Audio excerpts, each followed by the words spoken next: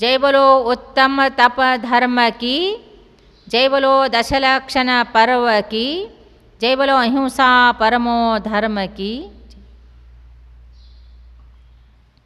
महानुभाव, ये जो उत्तम तप धर्म है ये महान श्रेष्ठ है। क्रम से स्टेप बाय स्टेप कितना जैन धर्म साइंटिफिक है और लॉजिक है। देखो, क्रम क्रम से अंतरंग कषायों का अभाव करते करते बाहर का क्या कर रहे हैं, त्याग। क्योंकि जैसा जैसा ज्ञान होता जाता है वैसे वैसे त्याग होता जाता है। और तप करेंगे, तप्यते तपः, तो तत्व ज्ञान होने के बाद व्यक्ति तपश्चर्या करता है। क्योंकि संयम हो गया, पहला तो सत्य धर्म का आचरण किया तो उसको वस्तु स्वरूप का ज्ञान हो गया, क्या शाश्वत है क्या नाशवान है, किस चीज़ का ग्रहण करना चाहिए क्या छोड़ना है, ये सब ज्ञान हो गया सत्य से। तत्व का ज्ञान होते ही, क्योंकि जैसा ही तत्व का ज्ञान होता है तो ये व्यक्ति सबको छोड़ते छोड़ते छोड़ते महान तपस्या करता है। कहाँ है, यथा यथा समयाति समितो तत्वोत्तमं तथा तथा न रोचन्ते विषया सुलभापि। यथा यथा न रोचन्ते विषया सुलभापि तथा तथा समयाति समितो तत्वोत्तमं। क्या कहा है, जैसे जैसे तत्व का ज्ञान होता जाता है वैसे वैसे विषय, पंचेंद्रिय विषय जो है या वैभव है, सुख जो इंद्रिय सुख है वो सब रोचक नहीं लगता है। कितना भी सुलभ हो विषय भोग, लेकिन उसको अच्छा नहीं लगता है, रोचक नहीं लगता। और जैसे जैसे विषय अच्छा नहीं लगता है विषय भोग, वैसे वैसे उसके अंदर तत्वज्ञान बढ़ता है। और जैसे जैसे तत्वज्ञान होकर संयमी बना तो अब क्या बनेगा, तप करेगा, अर्थात संयम से उत्कृष्ट तप करने लगता है। अनुव्रत महाव्रत आदि धारण करने के बाद तपश्चर्या करता है। तो ये तपश्चर्या करके क्या करता है, तो कर्मों का निर्जर के लिए तप करता है। तप भी अंतरंग तप, बहिरंग तप, ऐसे 12 प्रकार का तप है। अंतरंग तप में, बहिरंग तप में अनुशन, औमोदरी, वृत्तिपरिसंका, रसपरित्याग, विविक्त शासन, काय क्लेश, बाह्यम तपः, इसको बाह्य तप का है। और प्रायश्चित, विनय, वैयावर्त, स्वाध्याय, उत्सर्ग, ध्यान, इसको अंतरंग तप कहा। जो बाहर दिखता है उसको बाह्य तप, जो अंतरंग भाव से करते हैं उसको अंतरंग तप, अभ्यंतर तप कहते हैं। अनशन, अनशन का अर्थ क्या है कि उपवास, उपवास करना अनशन है। चारों प्रकार का आहार जल को त्याग करना, जैसा खाद्य, स्वाद्य, लेय, पेय, ये चारों प्रकार के आहार को त्याग करना क्या है, अनशन तप है, उपवास। उस दिन सब आरंभ क्रिया को छोड़कर भगवान के, दिन भर भगवान के चरणों में या ऐसे एकांत स्थान में जाप, स्तुति, स्तोत्र आदि करते हुए बैठ के आत्मा का उपासन करना उपवास है। उपवास, आत्मा के पास में बैठना। इसलिए अनशन में भोजन ही नहीं, चारों प्रकार का त्याग। और औमोदर तप जो है, भूख से कम खाना, जितना भी खा सकते हैं उससे बहुत कम खाना, अर्थात अल्प आहार करके आना औमोदर तप। उपवास से भी औमोदर तप, एक से बढ़कर एक से तप, ये कठिन भी है। क्योंकि उपवास में तो वहाँ आहार के लिए गए ही नहीं, लेकिन जो आहार के लिए जाकर सभी वस्तुओं को देखकर भी उसको नहीं खाना, ऐसे भाव को जो करता है तो औमोदर तप उपवास से भी कठिन तप हो जाता है। थाली में भी रखा हुआ होगा लेकिन ये खाएगा नहीं, थोड़ा सा खा के, एक आधा वस्तु थोड़ा अल्प खा के आ जाएंगे।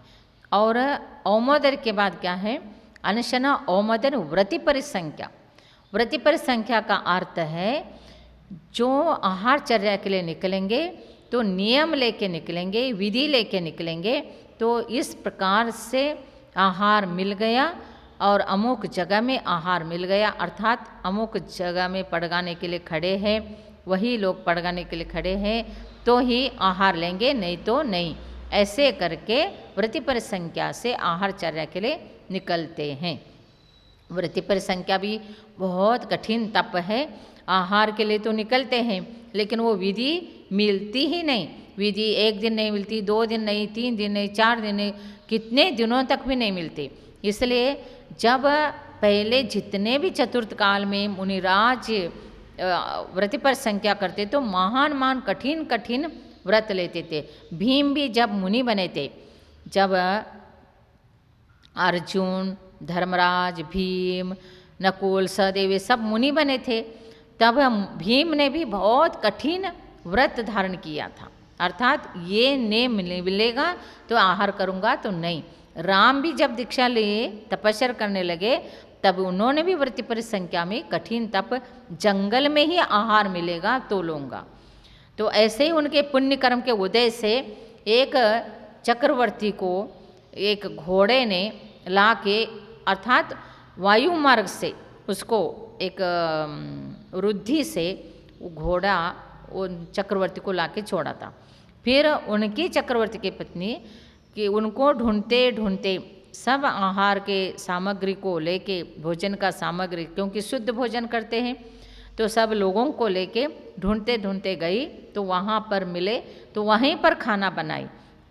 और जहाँ पर ये खाना बना के जो साधुचर्या का प्रतीक्षा कर रहे थे, अर्थात आहार के लिए कोई आ जाए तो मैं आहार देंगे फिर खाना खाएंगे, क्योंकि श्रावक का यही नियम है, साधुओं को पहला आहार देना और पहला भोजन, फिर अपने भोजन करना। और पहला भोजन करके साधु का आहार देना महापाप है। पहला तो बहुत से लोग ऐसे करते थे, हम छोटे थे तब गाँव में हम देखते थे कि साधु का चतुर्मास चल रहा है तो इनके आहारचर्या के लिए वो निकलने के बाद आहार शुरू हो गया, एक ग्रास को देखा फिर आके खाना खाते थे। अब भी क्या हो गया, पहला भोजन पूरा करते हैं फिर साधु को आहार देते हैं। कितना उल्टा हो गया, ये क्या कहे, काल दोष कहिए, पाप का उदय कहिए, सब कुछ है।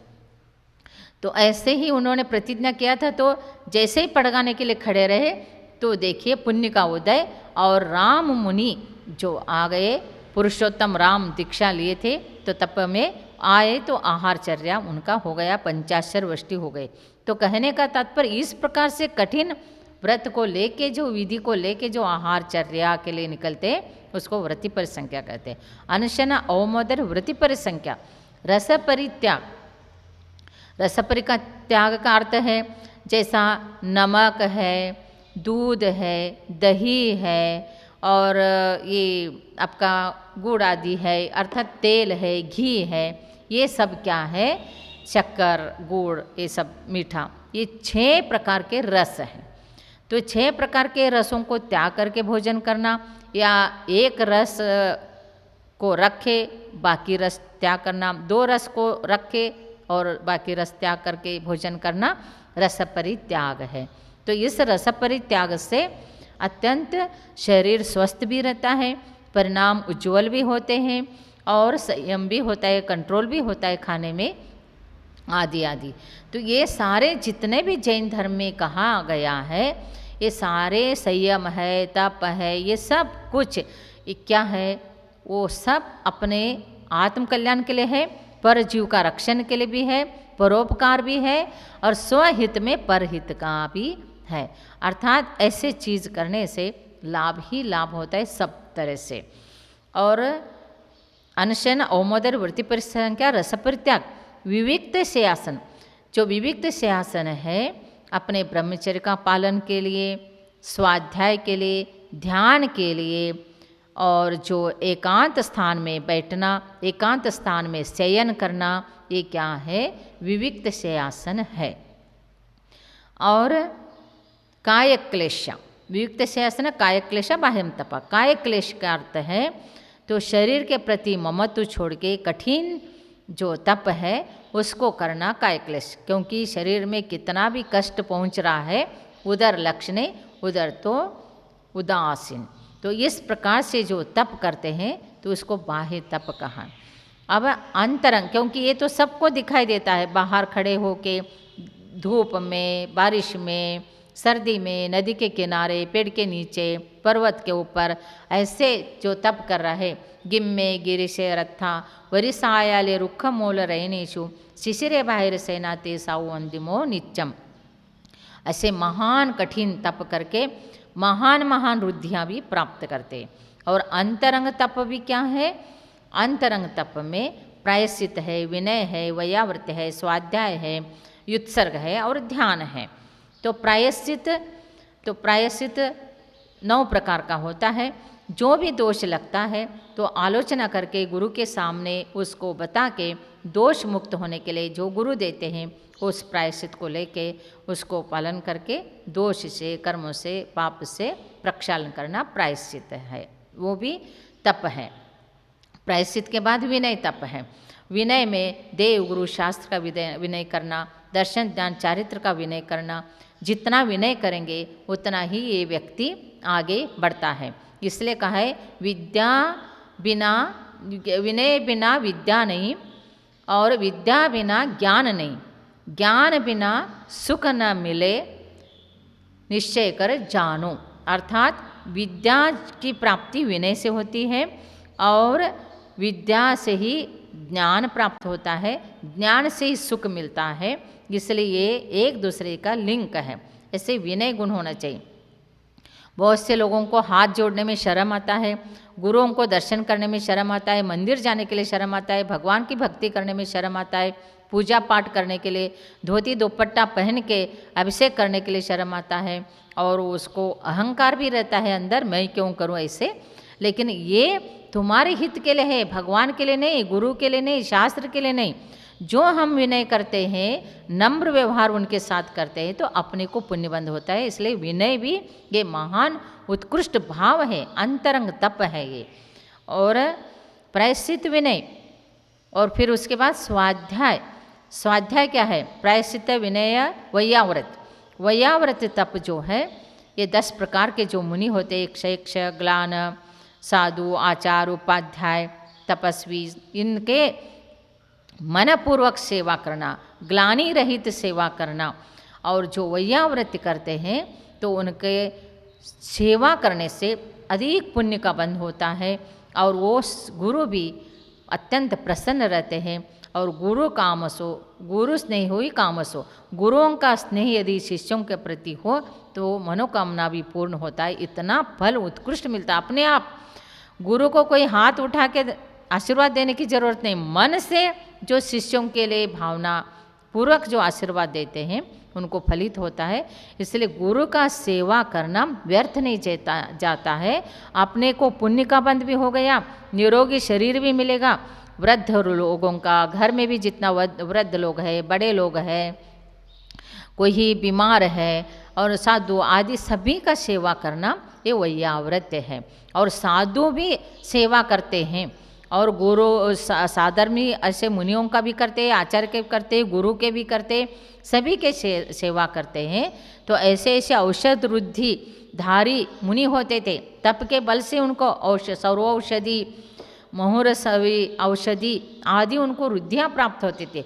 उन रुद्धियों से अनेक उनके पास से कोई गया और उनके शरीर के परमाणु भी वो रोगी को, कुष्ठ रोगी, असाध्य रोगी को भी उनके मलमूत्र के ऊपर का भी जो परमाणु है उनको टच हो गया तो उनका रोग दूर होता था। ऐसे रुद्धियाँ क्यों प्राप्त हो गए? उन्होंने पूर्व जन्म में ऐसे बड़े बड़े वैयाव्रत किए, साधुओं के वैयाव्रत किए, उसका फल प्राप्त किया। तो ऐसे महान रुद्धियों से और मंत्र पढ़े और आशीर्वाद दिया, मंत्र पढ़ के पीछे लगाया तो अनेक बीमारियां दूर होते। ऐसे साधु के पास जाना, वैयाव्रत करना, विनय करना, ऐसे पुण्य लाभ करना चाहिए। तो महानुभाव इस प्रकार वैयाव्रत से, और जो बड़े के माता पिता सास ससुर का भी वैयाव्रत करता है, उनको समय के अनुसार औषध देता है, खाना खिलाता है, उनके हाथ पैर दबाता है, उनको स्नान आदि कराता है, कपड़े वस्त्र आदि का ध्यान रखता है, उसको संपत्ति, उसके घर में संपत्ति कमी नहीं होगी और कभी भी वो दरिद्र कुल में जन्म नहीं लेगा। इतना श्रीमंत संपत्तिवान होता है, वो बड़ों का आशीर्वाद भी बहुत फलित होता है। इसलिए वैयाव्रत तप भी, ये तप अंतरंग तप है, वैयाव्रत सबको करना चाहिए। और स्वाध्याय, स्वाध्याय जो है 5 प्रकार के, वाचना, पृछना, अनुप्रेक्षा, आमनाय, धर्मोपदेश, ये स्वाध्याय करते रहना चाहिए। स्वाध्याय से तत्व ज्ञान होता है, तत्व ज्ञान से जीव सुखी होता है। तत्व ज्ञान विहीनानाम दुखमेव शाश्वतम, जिसके पास तत्व ज्ञान नहीं है वो हमेशा दुखी रहता है। और तत्व ज्ञानी होता है जो प्रिय व्यक्ति का वियोग भी हो जाए या कुछ संपत्ति में कम ज़्यादा हो जाए, तो व्यापार में भी कोई फर्क पड़े तो वो सोचता है जितना पुण्य का फल है उतना मिल रहा है, नहीं मिल रहा है तो आज नहीं तो कल मिलेगा, लेकिन धर्म करना छोड़ता नहीं है और समझता है बहुत तत्व ज्ञान से अच्छे बात को।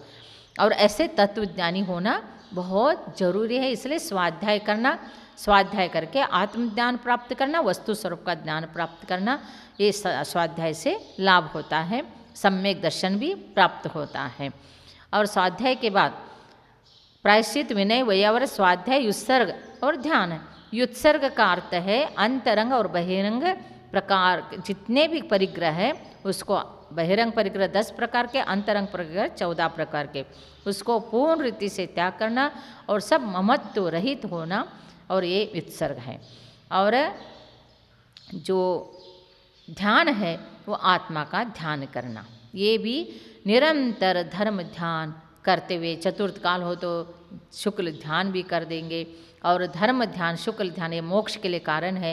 आर्त ध्यान, रौद्र ध्यान नहीं करना, संकल्प, विकल्प, मेरा तेरा और कुविचार, दूसरे के लिए बुरा सोचना, दूसरे का बुरा निंदा करना, हमेशा हमेशा दूसरे की बातें करते हुए टाइम पास करना, दूसरे के खराब सुनने में बहुत खुशी मनाना, ये सारे आर्त ध्यान, रौद्र ध्यान ये होता है।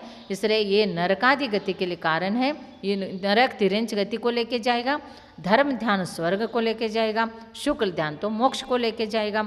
और धर्म ध्यान शुक्ल ध्यान के लिए कारण बनेगा और शुक्ल ध्यान डायरेक्ट मोक्ष के लिए कारण बनेगा। पंचम काल में शुक्ल ध्यान नहीं होता है, धर्म ध्यान होता है।